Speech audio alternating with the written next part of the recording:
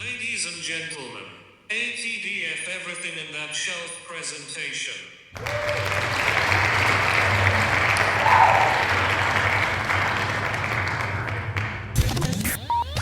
You're now rocking with TDF everything. Spoiled rotten.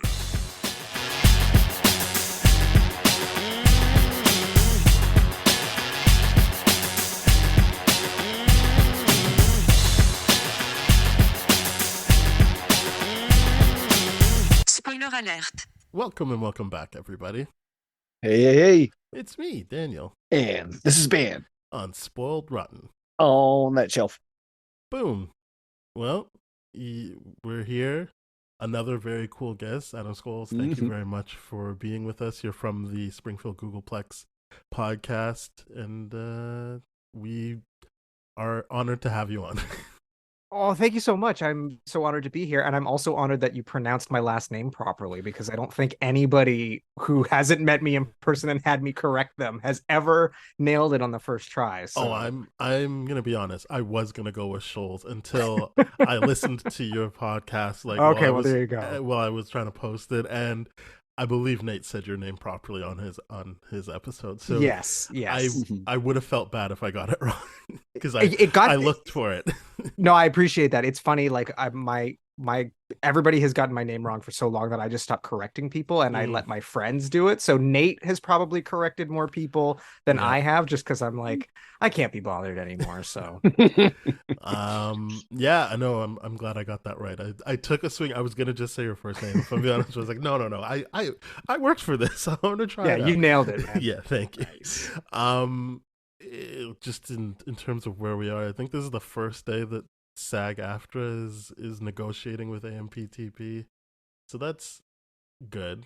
Nothing has come out of that yet, but they're negotiating. Cog's still turning. It's happening. Yeah, but that's all we're going to talk about in terms of the strikes. Let's get into your top 5 comic characters, Adam. Yeah, so I mean, much like Nate on his episode, I was never a huge comic book kid growing up, but I kind of came to comics, I would say, probably in like late high school, early university, when I started to discover just how much they influenced a lot of the pop culture I liked. So a lot of these answers are going to be incredibly basic, but I'll start at the end. So number 5, I'm going with Rorschach from Watchmen. Nice. Not because I'm like on board with his politics or anything, but I think just like even just visually, like he's such a cool looking character, and the idea of the mask that's constantly changing. I didn't love the Zack Snyder film adaptation, but that's the one thing I think they absolutely nailed. The sort of his mask constantly moving and changing is super, super cool. So from a purely visual standpoint, I gotta go with Rorschach. I feel like people get worried that you say you like Rorschach and they're like, oh, what's wrong with you? But you can enjoy a character who is wrong and a bad person. That's totally. You just enjoy that and for what it is, and not aspire to be like them.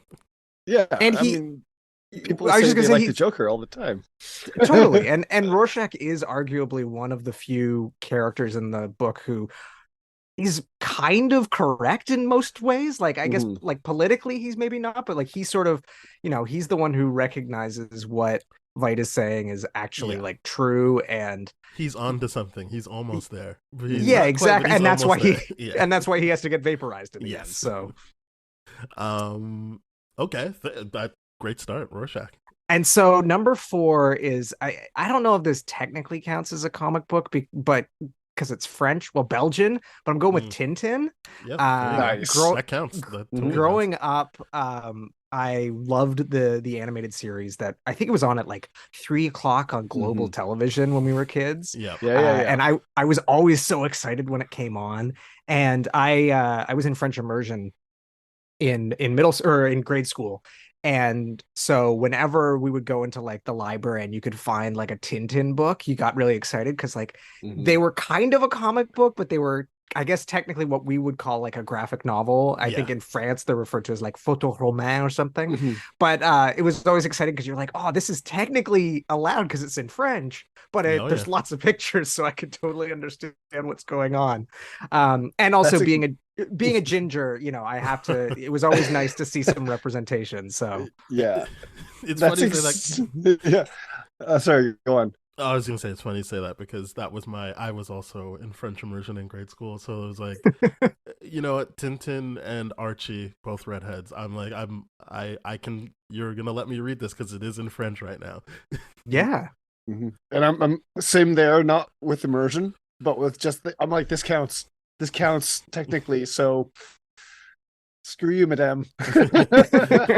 Yeah, exactly. No, they were always a fun read, and they were pretty thick too. Like they weren't, they weren't comic book length. They were legitimately like, usually like 100 pages or so. So, but they were always really fun, and I always loved detective stories, which has kind of become a theme here. But, so it was just, it was kind of a perfect blend for me, which leads me to my next one. Which again, I don't know if this technically counts, but I'm gonna allow it because I know comics do exist of it. But The Shadow, I don't know if you guys are familiar with The Shadow. I know The Shadow, and I know the Alec Baldwin movie. I remember watching it like 5 times when my mom rented it. I don't even know if I like it. I was just like, I mean, here we are. It's it was a radio show, but I know that, as you said, I know they've done comic versions of it. Yeah, I mean, so for starters, the movie rules. I revisited it actually not that long ago, and it totally rules. And yeah, I grew up on the radio show because my grandfather worked in radio, and so he had these old recordings of it. So I listened to them as a kid. And then again, that movie came out and I was like one of the few people who actually saw it because that movie was like a huge flop. But it was of that era when like Batman, the Tim Burton Batman was super successful. And I think, the heads of studios were like, okay, let's reboot all of these dark and gritty detective stories from the 1930s, not realizing that maybe that wasn't the secret sauce. It's like Dick Tracy and The Shadow, and they're like, what's happening? Exactly. Why don't people like this? Yeah. Although I do like both movies. I've seen both of them a lot. I don't know that I've ever actually read a comic of the Shadow comic book, but the character is super cool. I mean, it's obviously like he was very much a huge inspiration on the Batman character in general. This idea of like rich guy who has a secret identity fighting crime in the shadows, et cetera, et cetera. So there's lots of like overlap there, but it's just a super cool character. And I own a couple of the Shadow action figures that I'm pretty sure were only released in Canada because the movie was such a flop that they just like nobody was buying them and they ended up at like the bargain bin at Toys R Us. But I wanted them and they were super cool. That's funny because there's also only certain Dick Tracy action figures that were sold in Canada. Like, I don't know how we like benefited from that. Like you'd think that would be something we could only do it in the States, but like no, here you go, Canada. Don't worry about it. Yeah, they're like just dump it up to Canada. They'll take whatever offshoots we have. But yeah, no. So The Shadow is my number 3. Number 2, I'm going with I got to represent Canada. I'm going with Scott Pilgrim and really anybody from the Scott Pilgrim books. I mean, I love that series. And obviously love the movie as well, but me too. And again, Scott himself, Scott maybe not the best like role model necessarily. Like he's you should not have like aspire to be Scott Pilgrim. No, not at all. If anything, like I think Wallace is maybe the person to aspire to be. Oh yeah. If only because he's Roy Culkin and he rules. But yeah, those books, again, a friend of mine in university, she lent them to me and she's like, Adam, you need to read these. I know you're gonna love them. And at that point I had only been living in Toronto for a couple of years. So I was like an honorary Torontonian. But like just immediately gobbled everything up and it was so cool to see the city represented authentically. Yes. And I think that's what I also love about the movie is just that Toronto very often doubles for all these other famous cities. But then you're like watching the movie and they're like, oh no, this is actually supposed to be like Moose Palace and they're actually getting like a band from Brampton. You're like, oh, okay, cool. Like, I know where they are.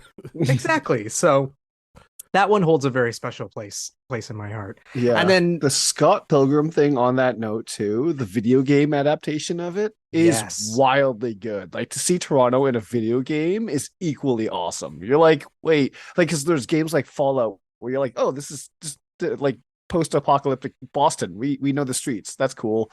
But here it's like, oh, this is actually Toronto, like digitized in like yeah, 8-bit it's so kind cool. of format. It's fun. It's a fun game. Although I have to say, I was so bad at that. I think Nate actually owned that game, and like Mhm. I would watch him play because I was so bad at it. It's very difficult. It is. It's not easy. But it's so cool. And like Mhm. you said, again, to see our city sort of represented in a way that it normally doesn't get to be is super, super cool. Mhm. And then my number one is like, again, I hate to be basic, but like it ties into what we're talking about. I gotta go with Batman. Like it's just he's love the it. best. I love it. Anytime it's brought up, I'm down. Mhm. Yeah, it's so funny because I distinctly remember when I discovered Batman too, because I think we're all of sort of a similar age, and when we were growing up, Mhm. obviously there was the animated series, but before that, the Adam West Batman show was on YTV. Yeah, And baby. yeah, and I remember tuning in one day and I just saw Adam. I saw my name and I was like, what is this? Like, here we go. I've never seen my name on TV before. And so I started watching it and was like instantly hooked. And you know, they would do the thing where because it was serialized and the episodes would end in cliffhangers, like I'd wait to the next night to see how Batman and Robin would escape. And then obviously, yeah, the animated series came out, and I was a little too young for the first two Burton movies when they were like in theaters, but then when Batman Forever came out, I was all over that. I went and saw Batman and Robin in the theaters with my dad. So we must be the same age because I also Batman Forever was the first Batman movie I actually got to see in theaters, and I remember we were on a trip and my parents tried to make me turn the other way because they love Batman and they were watching the '89 Batman. It was just Right, on in the right, hotel, right. and they tried to make me turn around, and I think they both were like, "This is the stupidest thing. Just watch it. Just watch it." And It's like they weren't is willing so to turn good. it off. They weren't willing to. They were just like, you know what, you're gonna have to watch it because we're watching it now. Like we had Totally. plans, but Batman's on. Yeah, no, I mean that movie is great, and I have such an appreciation for it now. I've coming back and rewatching everything in the last few years. I do think that it may not be the best film, but I think Batman '89 is the best Batman movie in terms of it actually like lets Batman be a character. It kind of captures the tone that I like in the comics of like it's dark and serious, but also like it still recognizes that it's a comic book movie, and so like it's not afraid to be a little over the top, a little funny, a little like it doesn't take itself too seriously. Nate talked about this in his episode about how like everyone thinks the Chris Nolan series is like super super serious, and it's really not when you go back and No, rewatch it's it. not. But I do think that like '89 Batman just absolutely nailed the tone, the look, and the feel. I think Keaton's a great Batman. Yes. Yeah, I just have so much love for that era, and I'm sure part of that is nostalgia, but yeah. So Batman, he's my guy. Always has been, always Nice. will be. Nice. He rules. Love Although it. again, politically, maybe there's some things there that I'm not entirely on board with, but I mean, vigilantism is not. It depends on who's writing him. I think. That's also Yeah. true. Yeah. I think Frank Miller really goes overboard, even though people love Dark Knight Returns. I think anytime you watch him touch that character outside of that, and even within issues of that run, you're like, ugh, no, thank you. I don't. This is not good. It's too much. I like when Dark Knight Returns because I'm like, yeah, I get why you retired. Like I don't want you to come back, and I'm like, okay, you're leading an army of people doing it for you. All right, that's kind of a good middle ground. Well, it's funny. I have my this is my favorite. The Long Halloween is sitting next to me, and that was honestly the comic book that got me into comic books. It's funny because I was living with Nate at the time. It was our first year of university, and I got the Batman Begins special edition DVD that came with. So did I. Yeah, and it had like the little pull out like book that had the first chapter of the Long Halloween. And I remember sitting there reading it, and I got to the final panel is what you think is Harvey Dent's house has exploded. And I was like, I have to find out what happens. And like Mhm. I think we must have gone to like Silver Snail or something the next day so I could buy it. And I like just read the thing basically in like an hour and a half. I just could not put it down. And it remains to this day my favorite comic book that I've ever read. I think that's such a It's great really good. story. I love that it's a detective story at the end of it. It's like a mob story and a detective story. And like the Batmaniness is kind of peripheral almost. Like I always say you could almost adapt it as just like a crime thriller and remove Batman entirely and it would still work, which is kind of an interesting approach. So that for me was like what completely changed my mind and made me realize, oh, these like comic book things, like they're really interesting and they can tell interesting stories in serialized manner and like with beautiful artwork, and they're more than just this sort of like kids thing. So and then I've kind of been into it ever since. So yeah. I'm right there with you. I don't know if first or Long Halloween was my first one that actually made me sit and focus on comics, but it's definitely in the first 3 or 5 that made me be like, okay, this wasn't just a fluke. I'm really like into this.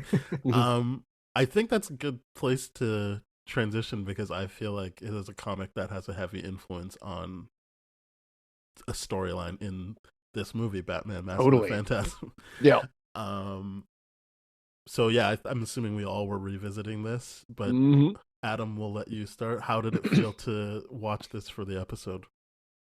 It's funny actually, because I rewatched the film for the first time in probably like at least a decade last year when Kevin Conroy passed away. Sort of was like, this feels like this is the thing I got to do. And it literally hadn't seen it probably since I was a kid. Although as a kid, I watched this movie a lot. I'm pretty sure, I can't say for like with 100% certainty, but I'm like 90% certain I saw this in the theater because I think a lot of people forget like it actually had a theatrical run. Yeah. It was meant to be direct to video, but then they were like, this is too good, let's put it in theaters. So I went and saw it I'm pretty certain I saw it in theaters, but I know for sure we owned it on VHS and I watched it a lot. Though I don't think I ever really fully understood it as a kid. Like I was always confused by the timeline and I definitely was always like, where's Robin? Because like, again, I'm watching Batman the Animated Series. Like Robin was a very huge part of that. He's not in this at all. So it was as an adult, I was actually able to track like the plot of what was going on so much better and sort of understand what this movie is really about. That it's obviously a Batman story, but it's like it is a story about loss and about love and about family and about what makes Batman tick.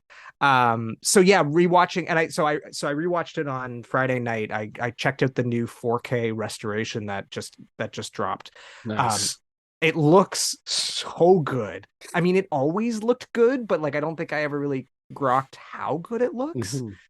One of the things that I think is super interesting though is like it always kind of drives me crazy when animated series have their film adaptations or their like the Rugrats movie, the Bob's Burgers movie, the Simpsons movie, all of these sort of TV shows get movies, but they never end up really looking like the show because they have more time and money. So they animate more smoothly. They spend more time on the lighting, and you're like, well, I know that these are the characters that I'm used to seeing, but everything looks like a little bit off. And it just sort of, it causes this weird sort of feedback loop for me. But the thing that was amazing with this is that because the animated series always looked so good, this didn't look like it didn't look markedly different because it looked like the show because the show always looked incredible.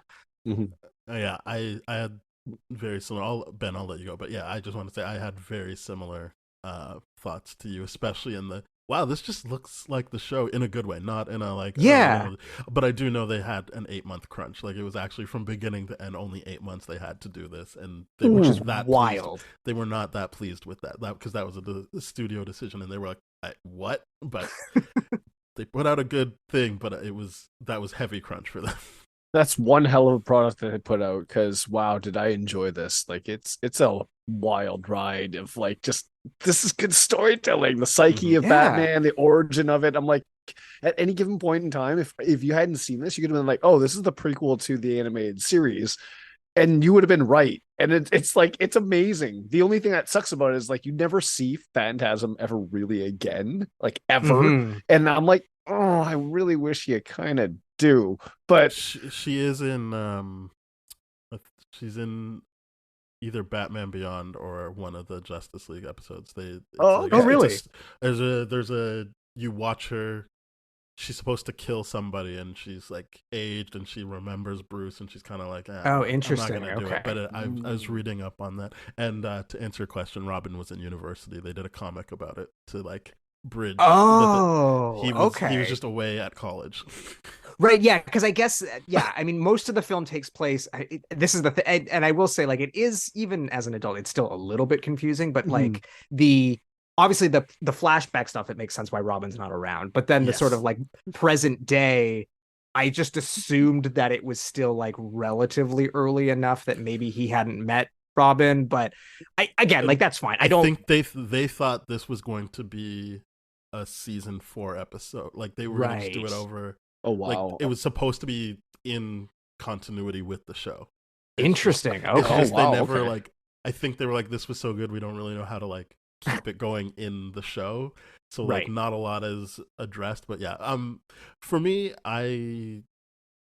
one of the big things was I watched this as a kid, rented it. I didn't go to the theater to see it, and I kind of just was like, it's fine. But I think, and then I watched again when I was in university, and then kept watching it, and I was like, yeah, I can see how as a kid I just did not jive with this because it's not interested in being a kid's anything. Like I feel not like at it's all. not. this is a very mature adult. I mean, yes, there is blood, like there isn't blood in the TV show, but they let Joker say some pretty wild things in this, and in general, it's a lot more sexual. Like, yes, it's romantic, but Yeah. it's also just a lot more sexual. It is adult in almost every way possible, including like not being that clear on transitioning to flashbacks for kids. I would say, Yeah. I think you'd be like, wait, what? And as you said, even as an adult, you're kind of like, oh, okay, right, we're in a flashback now, because they don't even try and transition that way. It's all like a continuous thought, basically. Well, and knowing it was done in 8 months maybe explains why Yes. some of the storytelling is a little bit sloppier than you would like.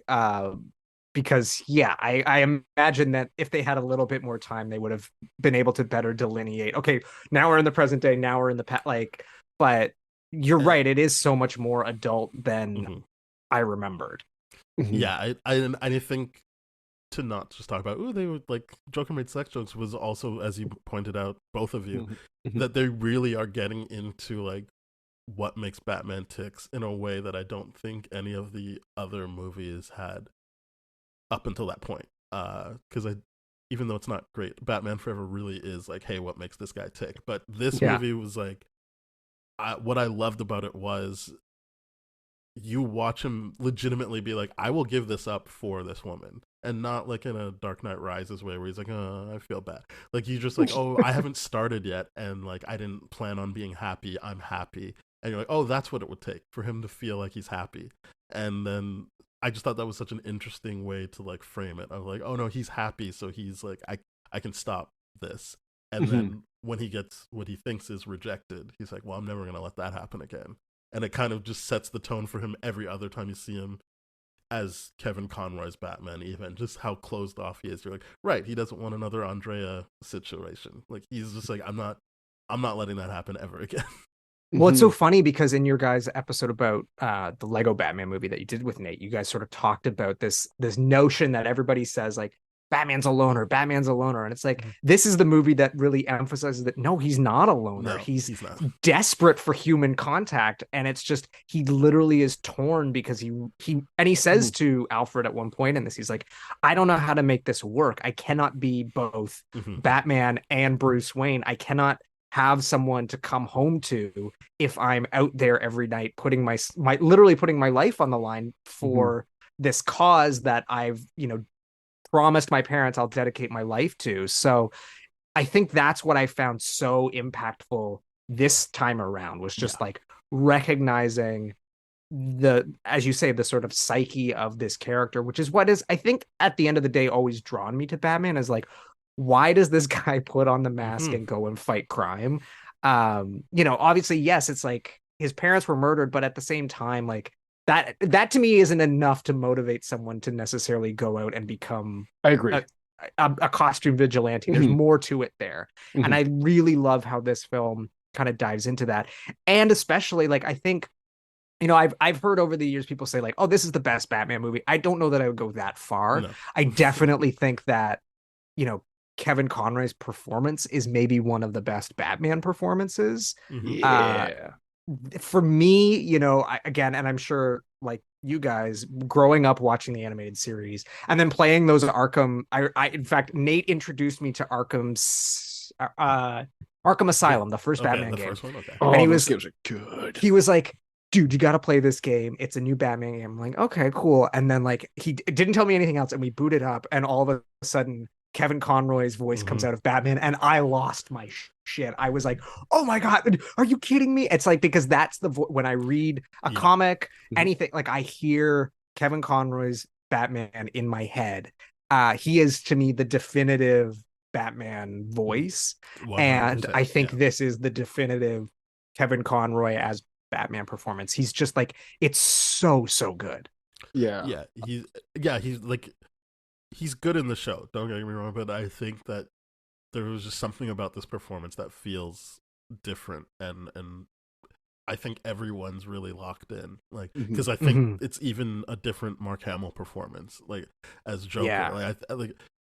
I think as a kid I was kind of like, Joker's in it, but he doesn't have to be in it. This obviously you see as an adult why he's been layered in there, and it's a great performance. But I think that he's not in it at the beginning, and then he comes in, you're like, okay, like great, like he's pushing every scene he's in, and you're like so excited to see what he's gonna do next. But he's not outshining Kevin Conroy as Batman, and I think they did a good job of keeping those even. Like you're excited about both performances. Absolutely. I think one of the things that succeeds most for me in this is that this is the best actor that truly understands that Bruce Wayne and Batman are two separate characters, 100%. and that he understood that the youth of the, and this is where I'm like 100% agree. Like now they'd be like, oh, okay, I get that we have Christian Bale as a flashback because he's got a different haircut on, or they're put on a bigger oversized jacket on him. He's supposed to be smaller, whatever. Like we get those visual cues. Here there was like nothing like that, and I'm like, well, that's the fault of the animation, I guess. But if there was something like that made it click a little bit more, I'm like, he even understands the youth in developmental psychology of that person that's, like you said, I'm about to get derailed on this path. Do I commit? Because I haven't even found the Batman persona yet. I haven't put on the cowl.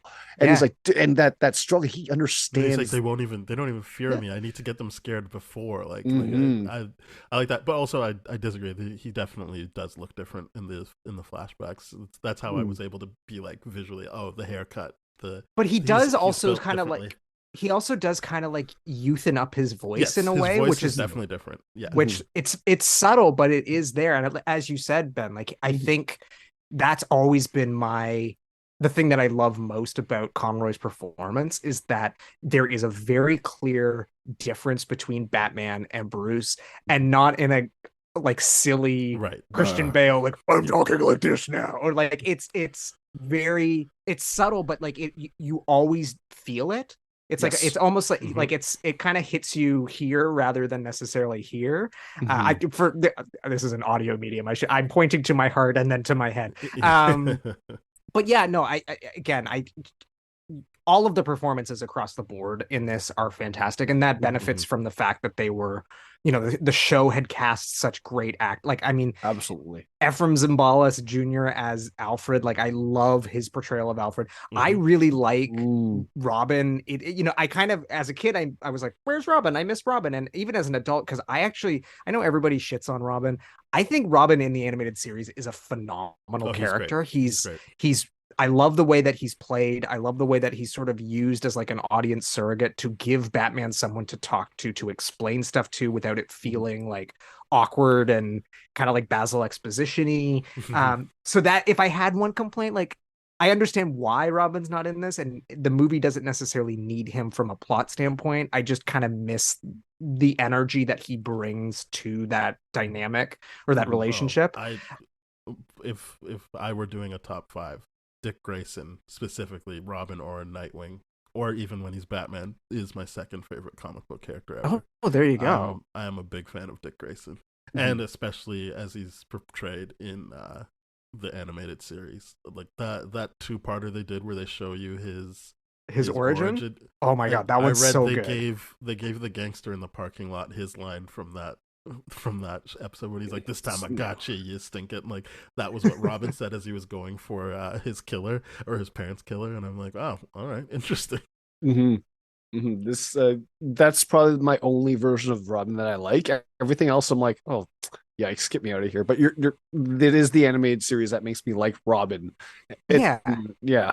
Yeah, no, I don't like the Robin in the movie. Like, no offense to Chris O'Donnell, but that's like, not really his fault. It's not his fault. It's just they made him so annoying. It's just awful. That scene in Batman Forever where he's doing his laundry is just like. So glad you brought that up.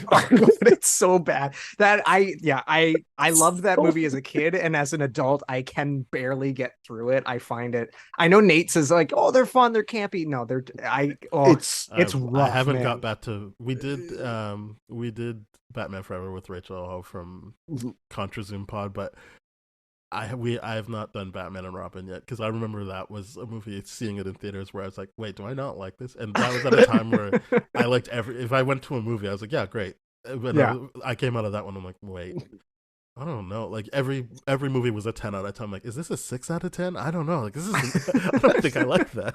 So I remember that laundry scene, and as like a teenager watching that in the movie, being like, wait, is this guy actually flexing on a geriatric butler right now? Like, what's going on with the testosterone in Chris O'Donnell's character right now? He's also annoying, and what? I don't like there's this. There's some weird choices in those movies for sure. Actually, one of the things that I thought was interesting in this movie, though, and I wrote it down as a note thinking like, oh, you're so clever. And then I realized, no, like they very much telegraph it. But they kind of give a little bit of the Joker origin story here. Like they introduce the original gangster, I guess it would be considered. They don't dig too deeply into it. And then obviously Batman makes the connection when he draws the like the red lips on it. But I just, even something subtle like that of like, we're going to touch on this, but we're not going to fully unpack this. Like, it's just, there's some really, really interesting choices in this movie that I think I appreciated more as an adult than I ever would have as a kid. Yeah, as a kid, that completely went over my head. I was like, yeah, okay, Joker, great. Whereas in this movie, you're like, okay, like, and even rewatching it, knowing that the driver in that first flash, or the first time you see him in the flashback, is Joker, you're like, I don't know, like they don't really lean on it. Like they're showing you the face, you can make the connection if you want. It's the like, nose, like, but even like, what, you're not like, oh, that guy's gonna turn in the door. You're just like, okay, noted. He's gonna, like, maybe he knows like they were in a meeting with his boss and he's gonna do something. But like, yeah, the movie gradually gets there, and you're like, nah, that was nice. They worked him in. Also, apparently, the producer of '89 Batman, that's how he picked Jack Nicholson. He drew a red face. He drew a red smile over Nicholson in The Shining, like one of the pictures from him. Okay, that actually makes so much sense now. I like that they put that in this. It was just like, that's a nice little touch. This is how you do Joker. So that's how they're going to cast the next Joker. They're just going to take headshots of all creepy looking guys and just draw red lips, and whoever there's our next. There's our next Joker.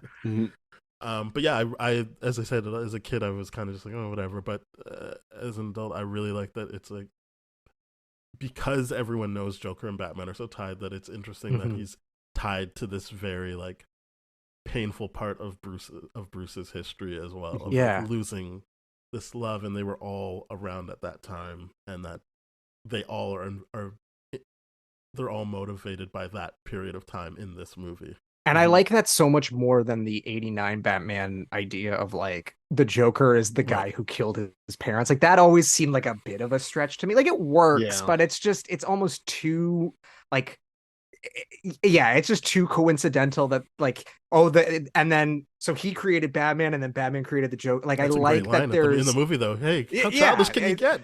I created no, you, you totally. created me. But Yeah. I do think this is a more elegant solution Oh, yeah. that works much nicer. Of like, yes, there is this sort of cyclical nature to that relationship, but it's not as direct as he literally shot your parents. Yeah. Yeah, I didn't like the fact that they pinned it directly on Joker and that because by the end of the movie you're like, oh, good, he gets revenge then. Because in the other one, it's yeah, like that's true. It kind of in every done, I guess. Yeah, in every other iteration, it's like, no, it's crime that killed your parents, and that's the point. And so you can't be named, and they do that very, very well. And I like how Nolan does it in the sense where it's like, oh, someone else killed him, so you can't get like that vengeance right in front of you and all that kind of stuff. I like that aspect. And here, it's like they didn't actually go to like I don't recall. But did they ever give him a name before he became the Joker? And that's what if they didn't, I really appreciated that because I'm like, they gave him an origin, but not an origin story. They interwove it, and I like the fact that they're like, you're always gonna dance with the Joker no matter what, Batman. Yeah, I don't even remember. Because it's been so long since I've watched the animated series front to back, so I don't remember if there was an episode where they do like the full Joker origin. But no, they don't give him a name. They don't. Yeah, so I think this is a much better approach then. Yeah. Yeah. So they didn't ever give that gangster specifically a name here, though, right? No, I don't think so. Okay, that's what I thought too. Because I'm like, that's a very, very good detail because they're committed to the idea of like, hey, we're just not going to give him an origin story and just leave that to be uncomfortable. That's a great choice. Yeah.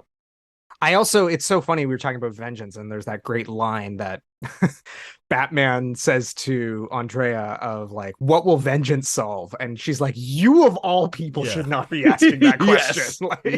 Are you kidding me right now? Like you're dressing up to punch people. Yeah. Like it's such a great moment of like, again, I think so often that's part of the problem with arguably the films is that Batman doesn't have that sort of not foil isn't the right word, but because the only person who can unpack this sort of psychology of the character is someone who actually knows who he is.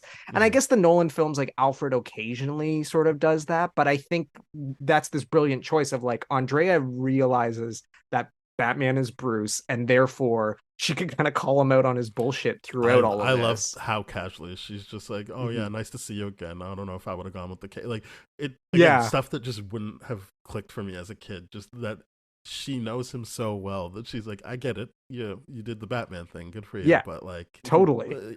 And that the movie doesn't make a big thing of like, oh, like he just rolls with it too. He's like, okay, yeah, now give me the information I need. I thought part of why I said it, like it felt adult that they weren't trying to be like, see kids, like do you see what's happening? It was just totally like, they get each other. This conversation isn't about revelations in that sense. This is they're meeting up like nothing ever skipped a beat.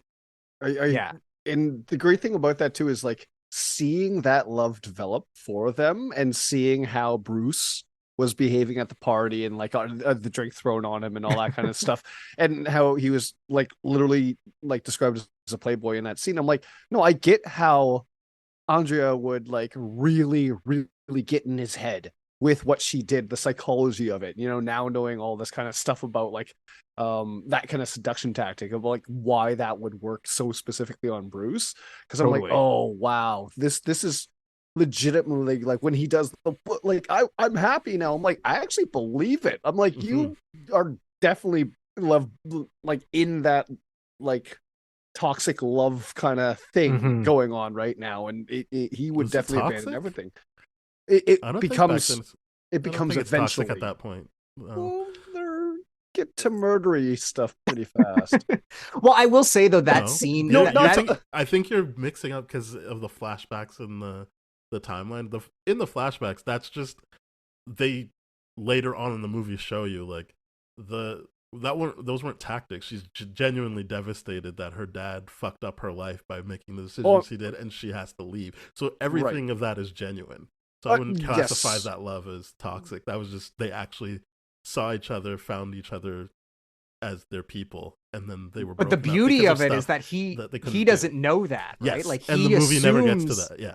Yeah, he assumes that she's just playing him, and that's when he's like, okay, well then I'm done. I'm not doing this anymore. And the reality was that she actually was in love with him, and she just had no other choice. Like there's so many layers to this that again, I don't think as a kid you can appreciate it. It's when you're an adult you can unpack it. Like the scene where he's crying at his parents' grave, basically like pleading with them. Please let me just be happy. Like I don't want to have to do this anymore. Oh my God, that tore me up this time because like I totally.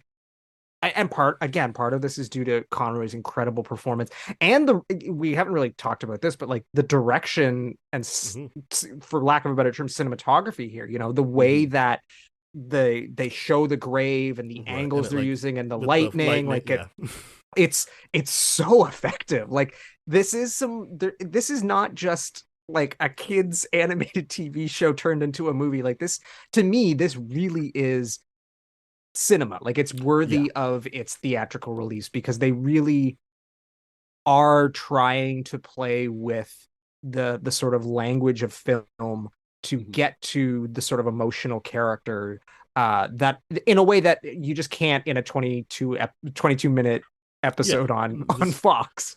Yeah, one of the biggest things about the difference is the animation here, like in the show where they'll use like film cells to kind of in the same background where like you'll watch some of the old things now, you're like, I know what object they're gonna interact with based on how it's animated. Like here there's nothing like that because every cell, like every like reel or something like that is animated, and I'm like, this is just next level. It's like watching a Japanese animated film, right, where you don't have those kind of interaction kind of issues with where you would understand for television, but this is like seeing this was like, oh, I really appreciate this. Yeah, a lot of care was put into it. It was really well done. Visual, like as you said, visually it's just so well done. But yeah, I exactly what you said about how she's never like, oh, like I didn't play you, like this was my dad's fault. Or, like it's just again not a conversation that they. Yeah, it's too late by that point, and the damage is already done. And I just like that the movie lets you, the audience, know. And it's just like, that's just too bad for them that they could never get that together and never figure that out for each other. I also love how the end they do the thing that definitely the two Burton movies do. I can't remember if they did it in Forever. No, they don't do it in Forever because Forever it's them running against the bats. But like that, oh god, the Schumacher run. No, but in the Burton movies, they both end with someone in silhouette, like standing up in the frame, and this kind of does the same thing as if to like again acknowledge that. I think it's always sort of been. It's not technically the same universe, but there's a lot of shared elements. Obviously the theme to the animated series is written by Danny Elfman, and it's different from the Batman 89 theme, but like it's in the same family. And and so I love that this sort of it's doing that same thing of like continuing sort of the traditions of like we're different but we're definitely the same-ish. And we didn't talk about the score either. I mean, Shirley Jackson's score is so good. Like there's so many moments in here, which again, she said it's her favorite score she's done. Yeah, and it doesn't feel like again a TV show score. Like it's a real ass movie score. As soon as they put the like choral stuff on her normal theme, I'm just like, oh, this movie's about to cook. Like all right, I'm into it. Like just the fact that they add the choir, and then yes, as you said, her original pieces for this movie are so good. Did you guys ever watch the other like direct-to-video anime? Like there's Batman Sub-Zero, and then I think it's like that, and then they did one where it was like the mystery of the Batwoman. Yeah. I don't think I ever saw them, but they were not of this caliber, right? Like they felt a little more. Ones that actually, I would say, what sets this apart, I think it's the same caliber of storytelling. I'm thinking more of Mystery of the Batwoman. That really captured my. It was the same idea of like, there's three women he thinks could be Batwomen, and you really are like, what's going on? The same way they're playing with who is the Phantasm in this.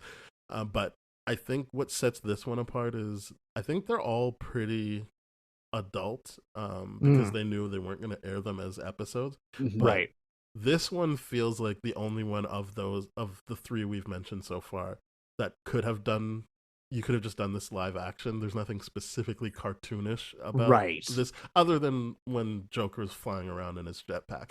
But like, that's like a sequence versus like a full movie where you're like, they could have just done this straight as a live action thing. Totally. Like, I mean, obviously, I'm happy it's animated because of the care that they could put into it. But the other two, it's like, it's Mr. Freeze. Yeah, it's probably best that this was animated. And there's a lot of flying around in the Batwoman one where you're like, yeah, I get why this is a cartoon more than the other ones.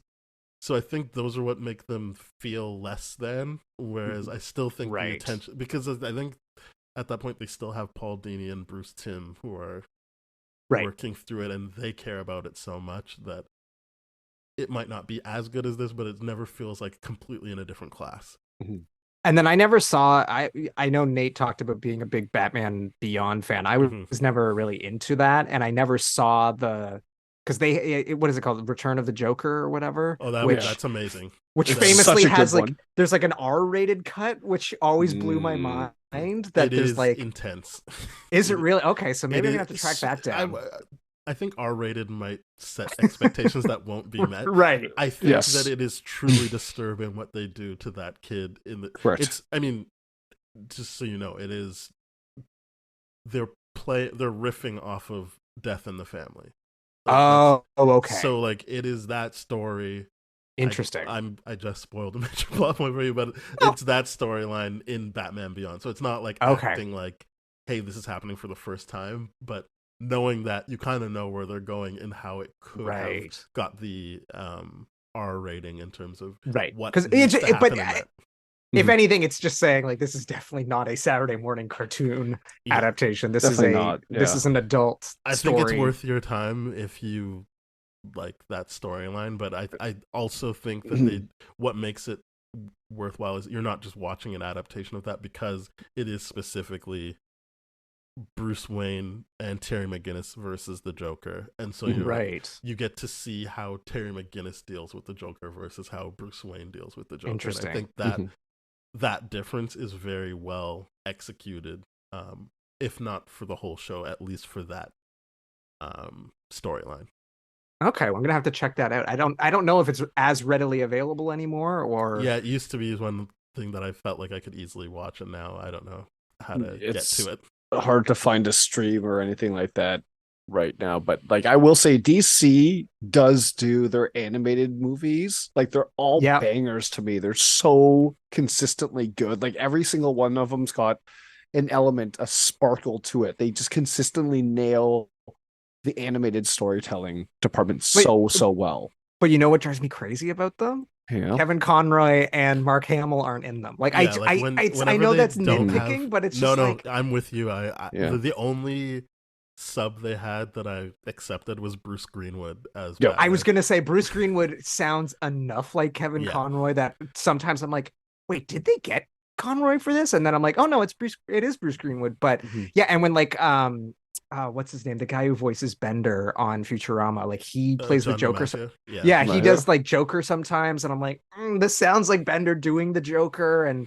But I haven't seen all of them because they've done a lot now. But I think I definitely saw year one, and I think I watched the Dark Knight Returns, like the double. The double one, with the girl from Modern Family as Casey. And I think I saw that Batman. one. Yeah. RoboCop as Batman, which was also very weird to me. But I know people love that performance. I like those two movies as a whole, but I'm not, as we've talked about and alluded to, like I really am keyed into Kevin Conroy as a Batman voice. 100%. Peter Weller, I'm just kind of like, it's just if it's animated, my brain goes, it should be the voices that I grew up everything with. sounds off if it's not Kevin Conroy. Although actually, animation. A friend of mine, when his son was like probably like 6 or 7, he was watching, I think it's The Batman, whichever one Diedrich Baker does the voice for, and he was like, "Oh, Adam, you should actually check." The Bold. Yeah. Oh, that's the one. Yeah. And he's like, "You got to check this out. It's actually pretty good." And Diedrich Baker is a surprisingly good Batman, and I was like, the guy from Drew Carey is Batman? I don't. Okay, sure. But yeah, I never did end up getting around to checking it out. But I think it's too Schumachery for me. I understand what they were doing, and I appreciate it, but I fell off of that show because I was just like, yes, he has a very good Batman voice, but I'm also like, I don't really want to watch you fight the master, and like the whole bit is like he's always going to team up with another popular DC character. So that can be fun, but you're also kind of like, it's not really what I'm here for. I really just wanted some Batman and Robin stuff. So yeah, I mean, again, not being a huge comic book guy, like part of what I've always loved about Batman, again, and this is like the basic answer, is like I like the groundedness of that. Yeah, and that show's not grounded. Or again, The Long Halloween is my favorite. So it's like it is a very grounded. The villains are just gangsters. Yes, the like rogues gallery are around, but they're not really doing anything too outrageous. So I never loved when stuff got like really wackadoodle, unless it's like, again, the Adam West series is a little bit different when you've got like Egghead doing his egg puns and shit. But I always prefer my Batman a little more. I'm not saying that it has to be like totally grounded, but I think that's what I didn't like about Batman and Robin. I was like, he's gotta like save the world from a freeze gun. I don't like it. I don't know. Yeah, no, that movie is absurd. That's a bit much. It escalated to the scale of too much. This is like perfect 1940s, 1950s kind of like the Art Deco backdrop of like, oh, we have gangsters shooting Tommy guns.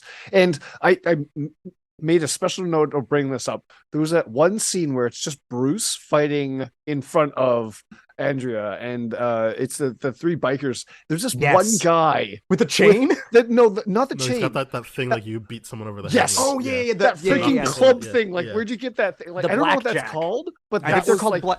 Is it blackjack? I think they're called a blackjack. Yeah. Either way, I'm like, I'm down. Whenever I see that thing, I'm like, it's there. I'm like, this is the level of thing where I'm like, I believe Batman would take this on. Like, realistically, today's gangsters, I'm like, I need a Christopher Nolan. Like, you've got an army suit convinced to take it on. This is where I'm like, yeah, okay, you could wear tights and take out this guy. That was always my favorite thing about the animated series, was this sort of like timeless. Like, what year does this take place? Because there's computer technology, but everything has this like 1940s, 1930s Art Deco look and feel. The police go around in blimps and stuff. Like, yeah, like it's really fun. But I love that it doesn't really matter, and you don't care. It's just this kind of like amorphous, timeless thing, and that's what makes it kind of appealing, is that it then doesn't feel dated 30 years later, because it's not a real time. Like, it doesn't. Although when I do see the computer stuff now, I'm like, come on. But I mean, okay, but in all fairness, the idea of, okay, Bruce Wayne had Google before the world had Google was the point here. And I'm like, okay, that's awesome. The fact that he could, like, no one else had computers. Like, they were having tube TVs. And I'm like, I love that about the Bat computers. They conceptualized the internet search engine. Not only that, I always loved how ginormous the screen was. It's just like this which is totally impractical. Like, if you were actually sitting in front of that thing, you wouldn't be able to read a goddamn thing. Like, you'd have to sit like all the way back and be like, I think that's what it says. But yeah, it's such great art direction, and the sound effects and everything. It's like, it's so. I've always loved that about the animated series, and wish that the movies kind of brought, like, I guess the Burton movies to a certain extent had a bit of that vibe of like out of time, out of place, but the Nolan movies are very clearly set in the quote unquote present day, but that present day is now almost 20 years old, and it can sometimes show. Yeah, no, I agree. That's like Burton watching Bond movies. Yeah, totally. It's like a car phone. What? You have to be attached to your car to use it? GPS in the car is revolution. I mean, that's on my phone now, dude. Like, yeah, I think we already said it, but Andrea is I keep wanting to call her the Reaper. It's because that is the character in year 2. But Phantasm, and nobody calls her Phantasm, to be clear, though. So I'm just like, that's true. I don't want to use Phantasm. I mean, she is the Phantasm, but it doesn't sound good. Why not? It is a weird name, and as I you, like yeah, it. you're right. They never. She's haunting them. That's the whole point. I Is it guess like, so. she's the ghost of, or what's she called? Like angel of death. Like she's ghostly. She's just Yeah, and she's that here love to line is haunt them good. from the past. I That love line the is so allusion good. to Christmas Carol when they're like, yeah, I don't know, it's like got this Ghost of Yes. Christmas Future vibe. Yeah. This isn't Batman. He's just got a ghost. Yeah, I love that. I think I like Phantasm as a name. I think it works, and I like specifically. I think Ben and I have talked about like why would he not just kill these people, and I think this movie does a good job of showing you like, because then you're just sinking yourself, and I don't mean sinking them to their level. It's literally like she goes down in flames with the Joker when she chooses to not just go with him and leave, when she's like, nope, gotta take out the Joker, like I'm gonna kill him. And I know that he isn't dead because he shows up again, but I think they wrote this, as I was saying, like they thought this was gonna be like season 4 finale, like the series finale, and they meant it to be that Joker dies. But like then it, because of when it got placed, that wasn't the case. But I so in their minds they are like, yeah, she's taking him out, she's killing him, and she's, I think she even says, I'm so alone at the end of the movie when he's like, oh, are you alone? She's like, yeah, I'm very alone. And I think that helped me be like, right, like moving forward, this Batman doesn't want to feel that kind of loneliness. Like he can still feel attached to the people in his life, like the Alfreds and the Commissioner Gordon, because I think there's even, it's like a very subtle moment, but he's hiding and Commissioner Gordon's like, you can't pin this on Batman, like he would never do that. And they cut to Batman being happy that Commissioner Gordon is sticking up for him like that, and you're like, yeah, that's what's at stake for him. That's why he doesn't do the killing in this reality. And that's why I think it's interesting that you say like, oh, Robin's at university, because it almost sort of plays better if it's the idea is that like it's pre-Robin, and that all of this is sort of setting him up to be like, okay, well, maybe I can find a connection. It just has to be the right kind of connection, and it's not necessarily a romantic connection. It's a connection of being more paternal and mentorship, because like that's the whole thing, is like she's sort of his equal here. So he wants someone like that. But I feel like Robin would be good in this because you can have that very thing of like, it didn't work out, it wouldn't work out romantically, probably not, but I can still be here for Dick Grayson. I can still be someone that shows him the right way to like have that, because they're all people that lost their parents, like Andrea, Bruce, Dick, and you can just play it like that of like, you could go the Andrea route and see where that gets you, or like I need to like maintain a certain level of being above that because I've got someone looking at me, and I need to him to know that you can do this and not get sunk like that and get swallowed up. So I actually think I disagree with that, in the sense where, and I like what you said, Adam, is like there's like the death of his parents didn't create Batman. Something created Batman, right? And this is the situation where he actually got vulnerable, connected, and went all in with Andrea. And that's the point. He got, this is what made him like, I'm so hurt and damaged. I'm going to keep everyone now at a distance, like Jim Gordon, like Dick Grayson. It's like these are all relationships, like someone says, is like, hey, if I didn't know better earlier on in the movie, and I love the fact that they say this about the character, if I didn't know better, you're getting into relationships that you can't carry out or can't like go the full mile and all that. I'm like, yeah, that's always been Batman. He's getting into relationships that he can't fully commit to because he keeps it at a distance because he's that protected, right? This is the first time where he's not and you see why he gets closed off. I'm like, oh, you went all in, you got that hurt. Everyone can understand that heartbreak. Everyone can. It's just like, no, you abandoned me. And that's what he lived with for that long. Well, and then it developed into something else. I don't know how that would discredit what I was saying. Because if he was able to pull back and commit, because I think the relationship with Dick Grayson is just because, you're younger than me. You will always be younger than me. I will keep you at a distance that way. And because we all feel it. We're talking about two different things. We're not talking about when he goes all into a relationship. About the no killing thing as a stake for him. I'm not talking about his commitment to people. Okay, I got sidetracked then for sure. Because I do like the fact that the Jim Gordon thing will say distinguish. I liked how he was like, no, I'm not a part of this at all. You can do that all you want, but this is not Batman. Screw you guys. Yeah, I think that's good, but Mhm. like Jim Gordon, like I think that's his last scene, and I think Yes. I was saying if you had Robin, because they're saying it canonically, he has a Robin. It's not like this is before Robin. That would help highlight that like it's not just a one-off comment by Commissioner Gordon, but that he has multiple people that look at him as operating a certain way, and that he would need to keep that. So it has nothing to do with his. But I think it's good levels. I think it is good that Robin's not in it because again, we've discussed at length the sort of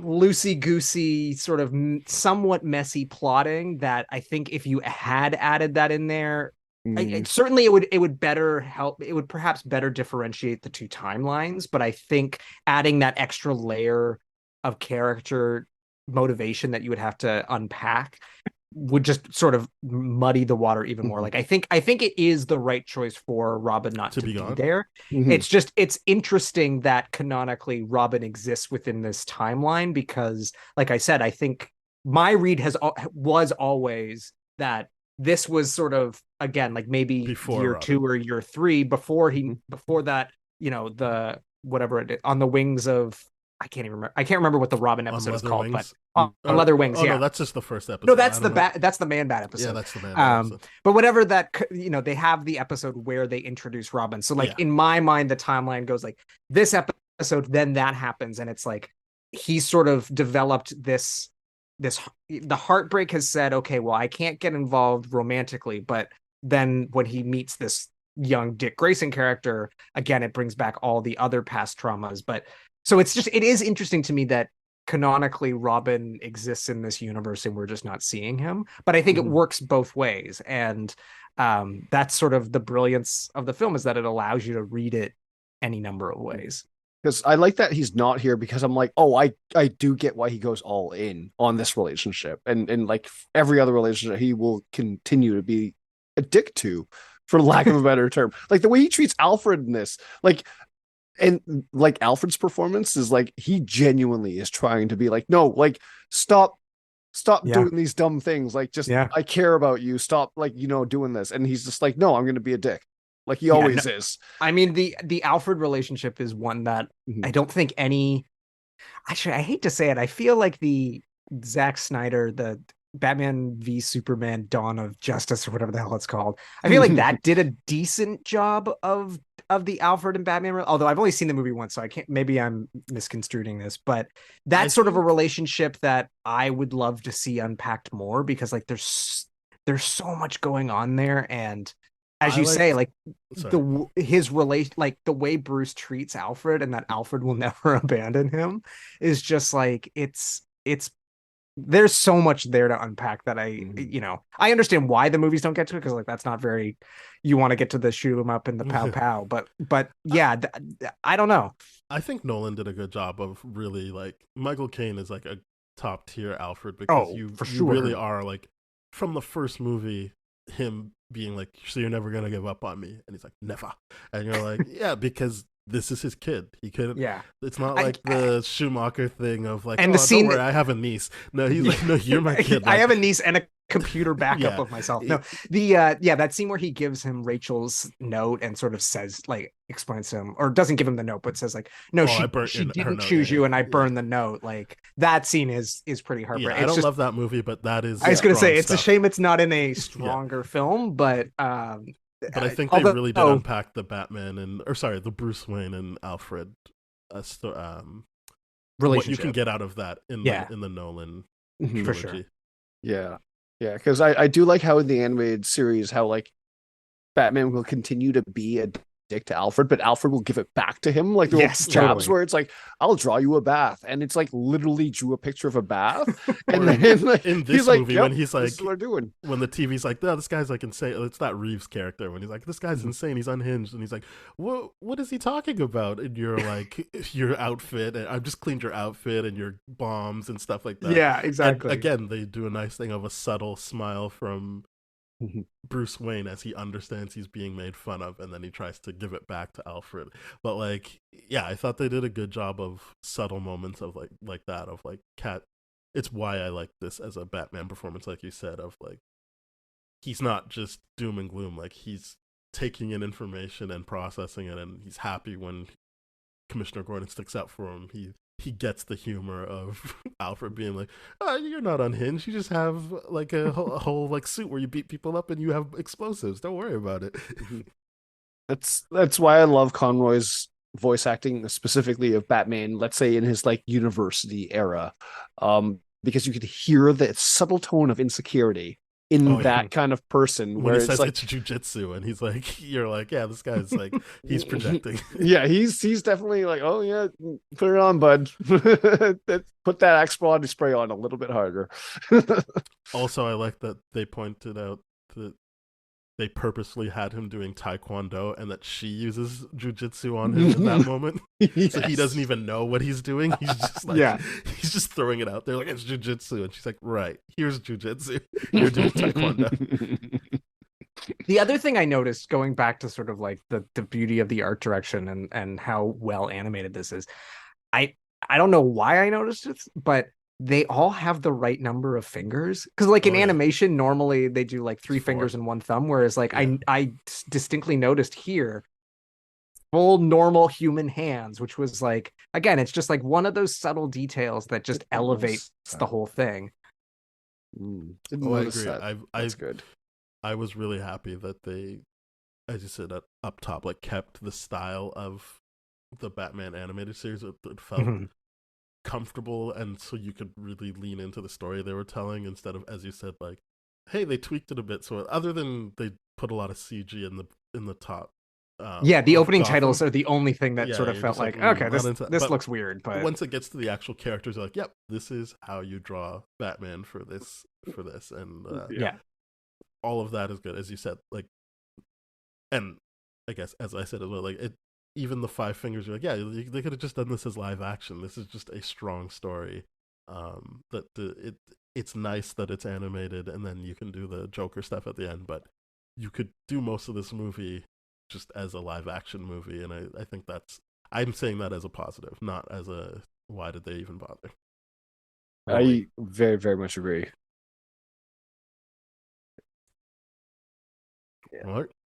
Sorry, I took a sip and I shouldn't have. I needed to be there to say yes, we all agree. What else is there? Do we do? I really am stuck up on the Joker talking about. I know he doesn't actually have sex with the robot, but he makes a bunch of sex jokes with that robot, like, including he like pinches felt off of her ass, like Batman shows like, oh, just when we got in the mood, and this guy's showing up, and you're like, wow, all right, like go for it, Joker. But yeah, I'm, and he really, I think the only thing that stuck with me from a kid is that he really beats Batman down by the end of this, like with his planes and stuff, and Batman's like has to take off his cowl, he's bleeding and stuff, and you're like, I mean, Joker's really putting up a big fight here. He's got him, and and I didn't notice like how clever he was initially when he captures the Abe Vigoda guy so that he can see if it is Batman, and he's like, oh, it's and it's funny because even the Phantasm is a bit put off by like, holy shit, like, ugh, it's the Joker toxin, and you're like, oh, like Joker even scared the main villain in this movie. Like he got one up on the main villain, and he's clearly ahead of the curve. And I'm like, this is all good stuff. It's all good Joker stuff. That's such a good moment. The like reveal of the dead Abe Vigoda character. And it has that the Smile X terrifying smile that definitely creeped me out as a kid, and even creeped me out a little bit now as an adult. It's a very unsettling image. When he does it to the Reeves character and he's like laughing in the hospital, like, this is very off-putting because it's not stopping, and you're just like, please just fix him, please. This is very upsetting even as an adult. I don't like this. Totally. But yeah, I don't know. Did we have anything else about the movie? I don't think so. I think we crossed all the T's and dotted the I's on this. Perfect. It's a good one. It's a very good movie. All right. So Adam, I'm going to ask you, what would you give this movie out of 10? Yeah, I mean, I think when I last watched it, I would have given it like a 7. but I think I'm bumping it up. That 4K version really allowed me to appreciate the artwork that much more. I think I gotta give it a full 8. Like it's again, I don't know that I would say it's the best Batman movie. I'm not gonna go that far, but I think it's probably like top 3, honestly. Like It's good. maybe 4, like maybe for me, I think it would be the top 3 in no particular order would be like Batman 89, Batman Begins, The Dark Knight. Those are my top 3. And so this is but this one, depending on the mood I'm in, this could maybe sub in for Batman Begins because it's kind of also a quasi origin story. Yeah. But yeah, it's so much better than it has any right to be for what is Especially probably with the time crunch they had. yeah, for something that was made in 8 months and is sort of thought as a direct to video, although it did, like I said, it did have a theatrical run. It's really good. And again, I genuinely do think that Kevin Conroy's performance in this might be the best, like his Batman is the definitive Batman for me, but I think this is the definitive Kevin Conroy Batman performance. I don't think any other Batman performance outshines this one. I think that it is definitely the best. It gets to do a lot, and it's probably like the shortest movie of them because it's only like 76 minutes. But yeah, which I also loved. If anybody who's listened to my podcast knows, I'm constantly saying this movie could be 10 minutes shorter. This movie was the perfect length, and when I put it on and I saw it was like an hour and 17 minutes, I was like, "Ooh, baby, this perfect. is mwah, chef's kiss." Like I couldn't be happier about this. I'm also giving it an 8. I think that it has definitely only gotten better every time I watch it, just because of the subtle details we've talked about. And while it's not in my top 3, as I said, I think it's up there. It's a really good Batman movie. I'm doing 9. I just nice. I'm doing the psychology of the young Batman in this. Like it really, I'm like, oh, you're like. You said it perfectly. I'm like, it's not just his parents' death that makes him Batman. It's just like that closed offness, that dickish attitude. Something else did it. It's not just his parents. And I believe it now. I believe why he's such a dick. He went all in one relationship, got really burned, and had a really, really messed up good time. For us, anyways. Yeah, it is a good movie. Adam, is there anything you want to promote? This is probably, I know this is going to suck to hear. It's coming out probably in November after we do our Loki series. No, that's fine. So it's coming out in November. Yeah, I mean, so as we've kind of alluded to, I am one of the hosts of the Springfield Googleplex, this movie podcast for Simpsons fans, also on that shelf. We basically, Nate and I grew up. Well, we all kind of grew up in the golden age of The Simpsons, and the premise of the show is, yeah, exactly.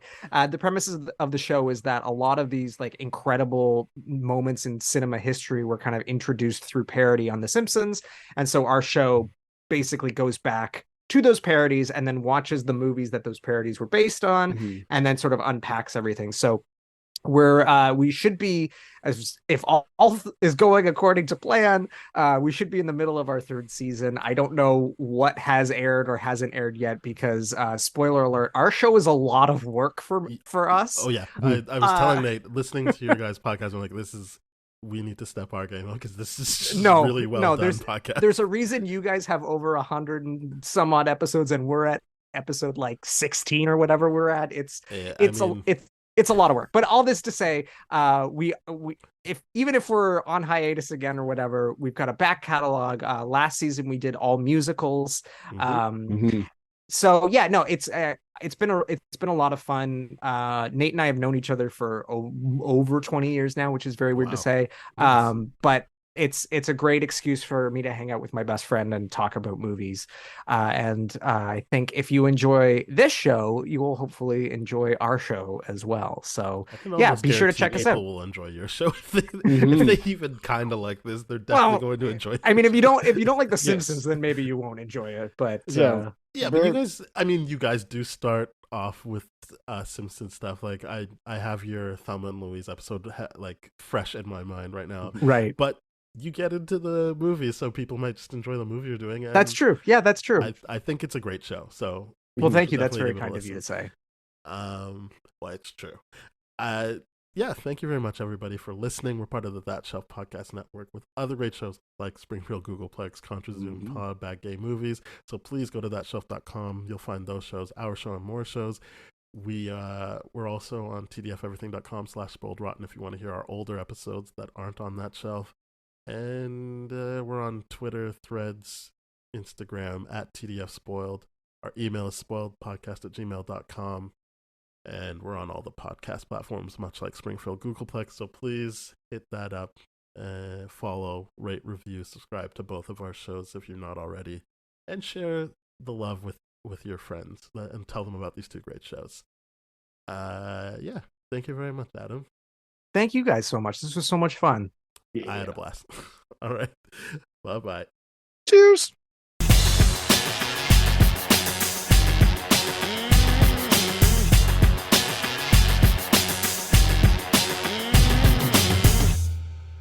This has been a TDF Everything production, brah.